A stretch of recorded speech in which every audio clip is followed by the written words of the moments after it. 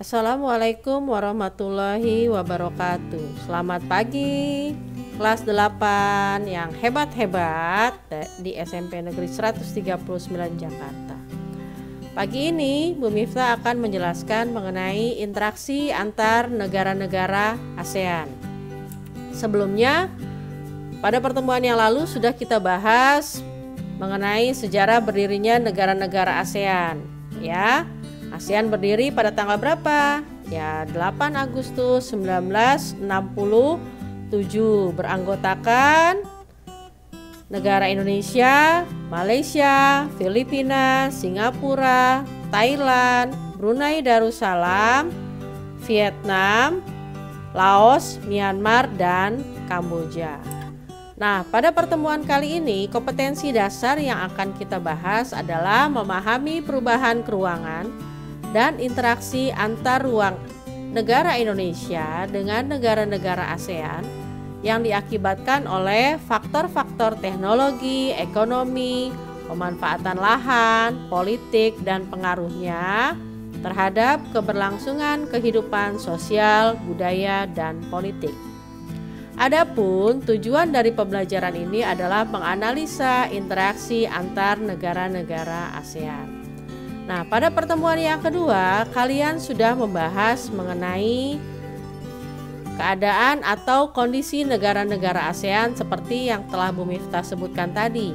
Ada negara Malaysia, Singapura, Filipina, Kamboja, Laos, Myanmar, Thailand, Brunei Darussalam, ya.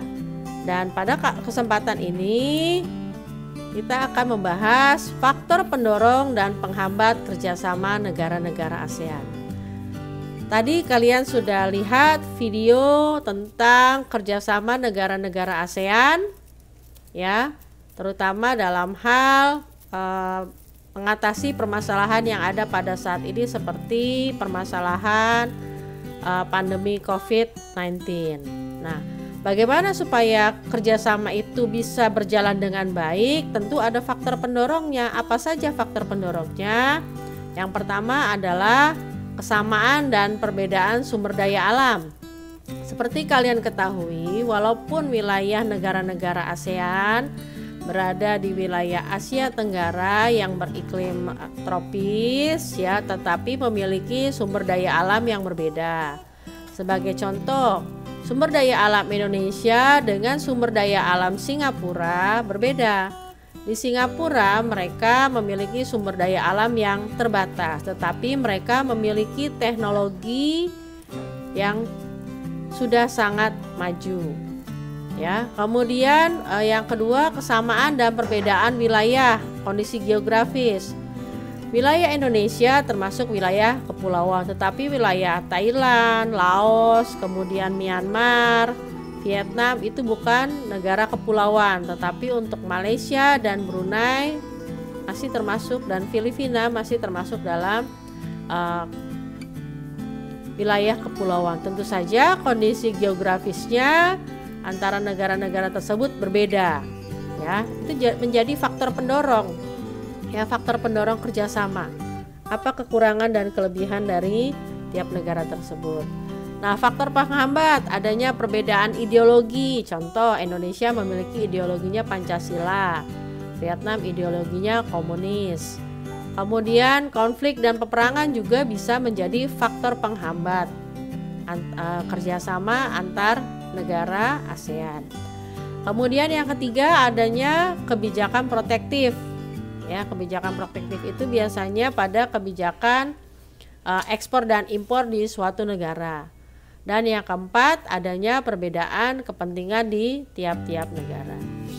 Nah, tadi yang seperti saya sudah jelaskan, faktor penghambat itu yang pertama adanya perbedaan ideologi. Indonesia Pancasila, Vietnam komunis, ya. Jika kita tidak memahami ideologi mereka, tentu saja kerjasamanya tidak bisa berjalan dengan baik. Tetapi bukan berarti Indonesia juga harus memahami, menerima paham komunis di Indonesia, tidak. Ya, kita hanya memahami paham mereka dalam hal bernegara. Kemudian konflik dan peperangan. Konflik dan peperangan bisa menjadi penghambat kerjasama.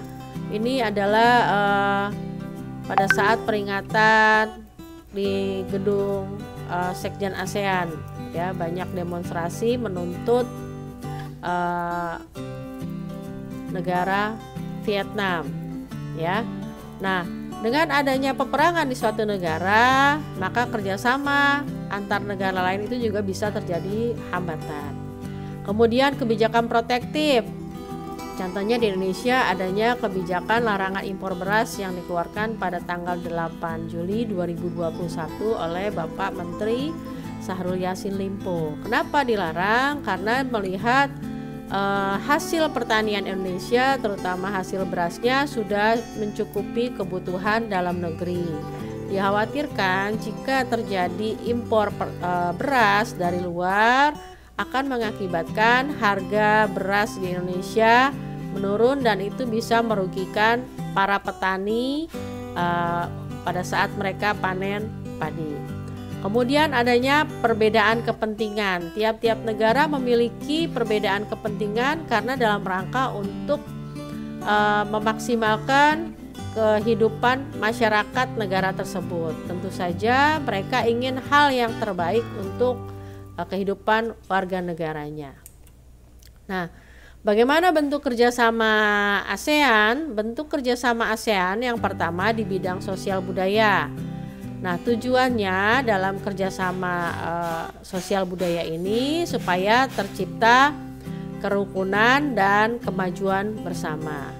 Di dalam bidang sosial juga dan budaya di ASEAN itu dilaksanakan oleh Komite on Social Development. Ya, adapun contoh kerjasama bidang sosial budaya di negara-negara ASEAN yang pertama dalam bidang pembangunan sosial dengan menekankan kesejahteraan golongan yang berpendapatan rendah, perluasan kesempatan kerja, serta pembayaran upah yang wajar. Kemudian yang kedua, membantu kaum wanita dan pemuda dalam usaha-usaha pembangunan. Yang ketiga, adanya pengembangan sumber daya manusia, adanya pelatihan-pelatihan, ya, belajar keterampilan menggunakan alat-alat teknologi pertanian, ya.